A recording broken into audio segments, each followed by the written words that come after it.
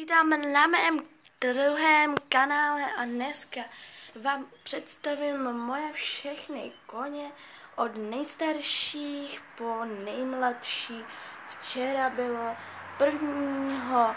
července, takže jsme byli koupit zase novýho šlejch koně a už ho teda znáte, je to Cory andalská klisna, ale stejně vám všechny ukážu. Takže jako první můj šlejch je tady ten Fighter. Je to pinto, má normální podkovy a jede vlak, točím to venku. A je tady hrozný vedro. A je teda pinto ten starší z 2, myslím, že už byl i 2.12, jakože k prodeji. A je to teda klučina. Tak jo, to byl Fighter. Ty vlaky jsou ale otravný. Konečně už přijel. Takže jako můj druhý šlejch je tady Sixy. Sixy je mládě rysa a má takhle ťapinky a je to úplně roztomilý, má takový očička hezký. Pardon, není to zaostřený. Takhle.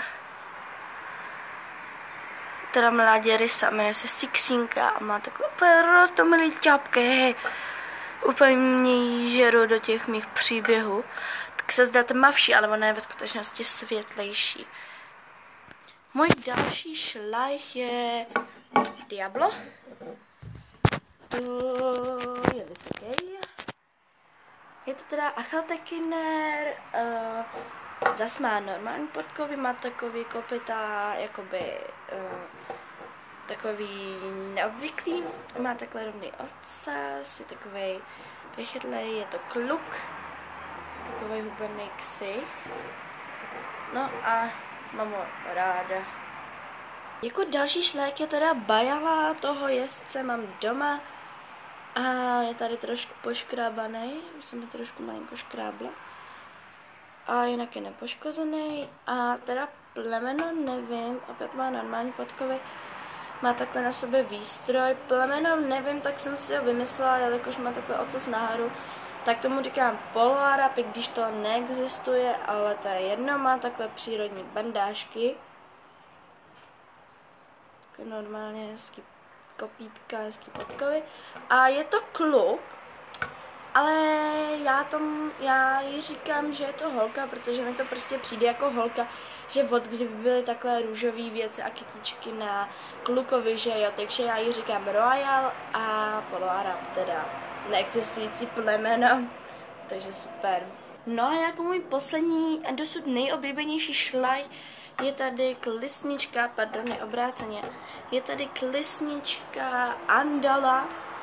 Je to novinka 2016, má takhle krásně vystínovaný ocas, takhle vlnitou kratší hřívu, takhle vypadá hrozně dobře, i takhle vypadá dobře, hrozně nádherná, jmenuje se Cory a má takovýhle kopyta, takovýhle přírodní podkovy. A tady má, nevím, jestli jste si toho všimli, ale tady má takový puntíky a tady u toho má taky takový puntíky. No a tady nožky má takhle hezky vystínovaný. Tak jo, tohle byla Cory.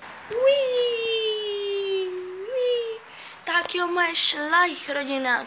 Cory, Royal, Diablo, Sixy a Fighter se s vámi loučí a já samozřejmě taky.